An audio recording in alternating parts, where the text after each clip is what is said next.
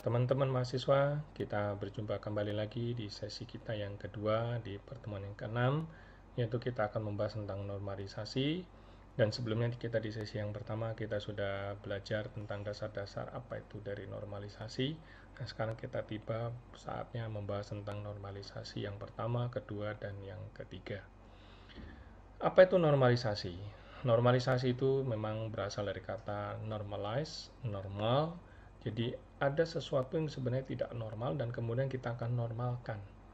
Apa yang kita normalkan yaitu IR diagram kita. Dengan tujuan apa? Tentu adalah kita mengurangi redundansi dan mengurangi terjadinya insertion, deletion, dan update anomalies. Nah, oleh karena itu, kita akan lihat beberapa tahapan di dalam normalisasi, yaitu di normalisasi yang pertama, dasar kunci atau dasar utama daripada normalisasi yang pertama ini, teman-teman adalah domain constraint. Apa itu domain constraint? Yaitu tentang daripada atribut itu haruslah berisikan sesuai dengan definisi daripada atribut tersebut dan bernilai atomik atau simple indivisible. Nah, di dalam first normalization itu sangat sekali di mana tidak memperbolehkan nilai-nilai tersebut itu berisi lebih dari satu nilai. Sebagai contoh, kita lihat di yang B ini. Teman-teman lihat di tuple research terlihat di location ini memiliki nilai lebih dari satu, maka dikatakan ini sebagai multi value. Maka ini pasti sudah melanggar yang namanya normalisasi yang pertama.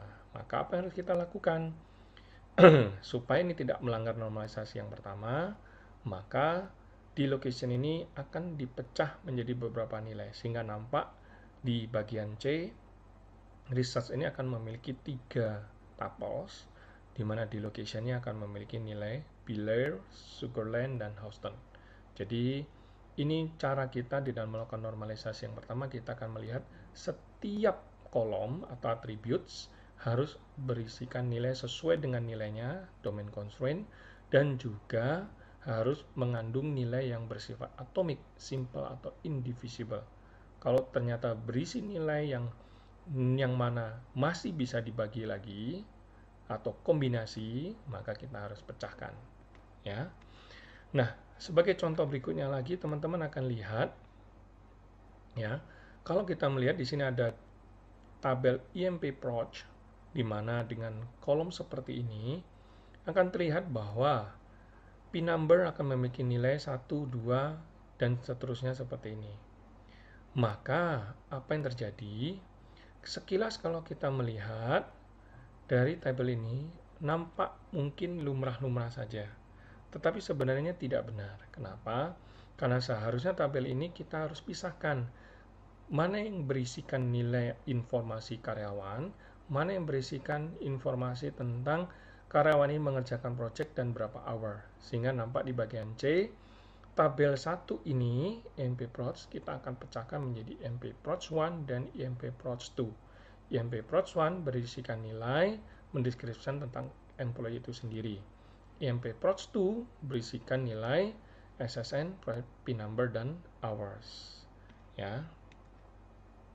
Di normalisasi yang kedua, baru kita mulai akan menggunakan konsep full functional dependency. Seperti kita kemarin belajar atau di sesi yang sebelumnya kita belajar tentang functional dependency, maka kita akan gunakan teori ini di dalam normalisasi yang kedua. Intinya adalah apa? Pastikan bahwa setiap primary key itu akan menentukan non-primary key attributes. Jadi, semua kolom-kolom yang bukan primary key itu pasti akan bergantung pada primary key-nya. Seperti halnya fungsi X, maka X akan menjadi determinan terhadap nilai fungsi X itu sendiri atau Y. Sebagai contoh, teman-teman akan melihat SSN dan P-number, maka akan menentukan hours, di mana hours ini adalah full dependency terhadap SSN dan P-number. Tapi untuk case yang kedua ini, kalau kita lihat, untuk mendapatkan employee name, sebenarnya tidak perlu P-number, tetapi karena kita mendefinisikan seperti ini, maka dikatakan melanggar normalisasi yang kedua. Atau definisi yang lain daripada kondisi ini bahwa employee name ini sebenarnya bergantung partially terhadap primary key ini. Jadi sebagai contoh dalam case ini kita membuat primary key-nya ada dua, SSN dan P number. Kemudian menentukan employee name. Nah, sekilas kalau kita lihat sepertinya betul, tapi sebenarnya tidak betul. Kenapa? Karena employee name ini sebenarnya adalah hanya bergantung pada SSN, maka dikatakan partial dependency. Nah, oleh karena itu teman-teman hati-hati ya, di dalam second normal form ini kita akan belajar bahwa setiap atribut yang bukan primary key akan bergantung penuh pada primary key-nya. Jadi kalau misalkan ada atribut yang hanya bergantung pada salah satu atribut yang merupakan primary key, maka dikatakan melanggar normalisasi yang kedua. Maka kita harus melakukan proses normalisasi. Sebagai contoh, kita lihat di tabel MP-PROS ini memiliki beberapa functional dependency. Functional dependency yang pertama, SSN dan P number menentukan hours. Functional dependency yang kedua, SSN menentukan employee name. Pada functional dependency yang ketiga, P number menentukan P name dan P location. Maka kita bisa melihat pada functional dependency yang kedua dan ketiga ini adalah partial dependency. Kenapa? Di functional dependency 2 hanya bergantung pada SSN.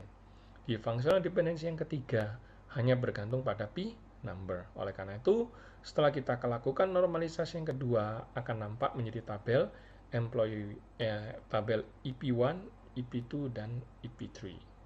Ya, sehingga akan dipastikan bahwa semua atribut yang bukan primary key akan bergantung penuh pada primary key-nya. Sebagai contoh, hours bergantung penuh pada SSN dan P number. Demikian pula e-name bergantung penuh pada SSN. P-name dan P-location bergantung penuh pada P number. Nah, kita sekarang masuk ke normalisasi yang ketiga. Keyword daripada normalisasi yang ketiga ini adalah transitive dependency. Apa itu transitive dependency? Sering kita gambarkan. Jika X menentukan Z, dan kemudian Z menentukan Y, apakah X boleh menentukan Y? Nah, apabila nanti kita akan temukan hal-hal demikian, maka kita bisa katakan itu sebagai kondisi yang transitif atau transitive dependency. Sebagai contoh, kita langsung ke contoh. Contoh ketika Anda membuat relation atau tabel seperti ini, MP-Deb.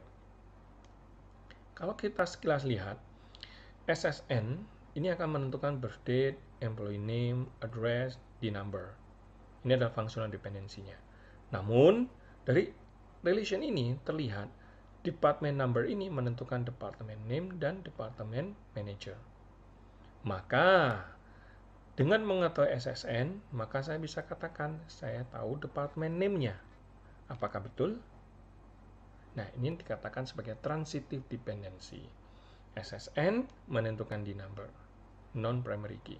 Non-primary key menentukan non-primary key.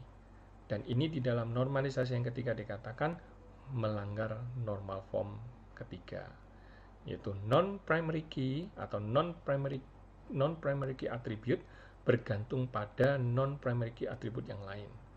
Maka dikatakan ini sebagai kondisi transitive dependency. Oleh karena itu, perlu kita lakukan normalisasi yang ketiga sehingga dipecah menjadi tabel ED1 dan ED2, di mana SSN akan menentukan birth date, employee name, address, and D number. Sampai di situ. Kemudian kita buat tabel yang baru, department number, baru menentukan D name dan manager SSN. Nah, ini di dalam normalisasi yang ketiga, teman-teman harus ingat baik-baik, keywordnya adalah transitive dependency. Nah, sekilas ini saya coba summary-kan menjadi bentuk tabel seperti ini. Di dalam normalisasi yang pertama, pastikan tidak ada multi-value attribute. Kalau ada, Anda harus bentuk menjadi tabel yang baru. Demikian dalam second normal form, pastikan semua yang bukan primary key akan bergantung sepenuhnya kepada primary key-nya. Tapi kalau ada yang masih bergantung partially, maka kita akan pecahkan atau decompose. Kemudian third normal form, pastikan bahwa tidak ada non-key yang bergantung pada non-key yang lain. Kalau ada, maka kita harus dikompos menjadi tabel yang berikutnya ya. Nah, demikian teman-teman, kita berjumpa lagi di pertemuan yang selanjutnya. Terima kasih.